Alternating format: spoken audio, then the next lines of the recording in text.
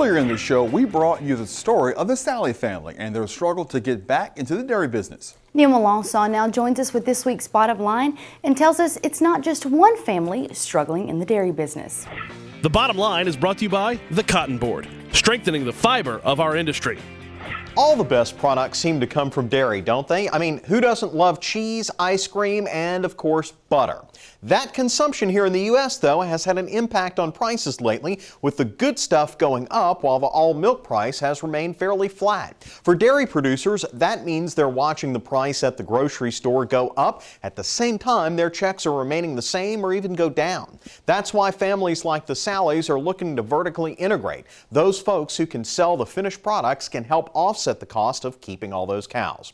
So let's take a look at where we are this summer at a time when dairy production usually goes down.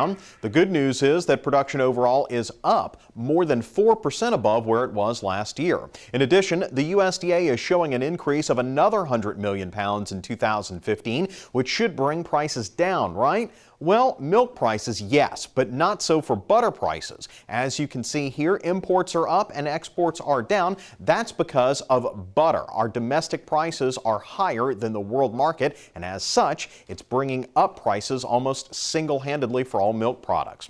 When you look at the price for butter, as shown here in its Class 4 category, it's up 35 cents this year versus the all milk price, which is up 25 cents. Almost all of that increase is due to the shortfall of butter production, which is again driving up costs. This is a temporary bump at best, though. As you can see, the increased production really starts to take effect as we go from this year into next. The USDA has upped this year's price per hundredweight by that quarter to an average of $23.60. Next year, taking in the 2-year bump in production, prices are going to take a $3 hit down to an average of $20.25. Now, the bottom line here is that the high price for one category of milk production has triggered both increased imports and higher production, which will help consumer prices over the next year. Here's the problem for you at home, though. As you well know, milk goes bad, and it does so in a hurry sometimes. So even as the price for milk may drop, that's the price the farmer is getting for milk, and the milk processors are giving. That does not include something called the transportation differential, which is basically the cost it takes to get that milk to your local grocery store. Next year, when the prices are down to around $20, that's pretty close to where it's been for decades. That's part of why we've seen such a precipitous drop in the number of dairy farmers during that time. It's why farmers like the Sallys and the Smiths and the Klein Peters have to vertically integrate if they want to stay alive in this business. A business, by the way, where the hours are 24 hours a day, 7 days a week, 365 days a year. There's not many folks looking to get into it.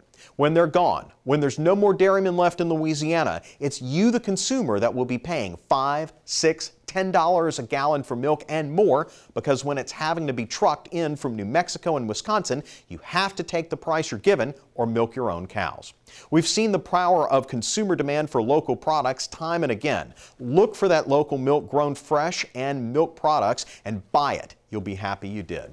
And of course, Kristen, you know, when we looked at those Sallys buying that old Smith equipment, you know, and of course all of that time that's elapsed since the Smiths, you know, were in business, you can see just the struggle it takes just to get back going, even for a company that, you know, was just dairymen a few years ago. It's the hardest business of any farming job that I've ever witnessed, and I tip my hat to those who do it. So. Thanks, Neil.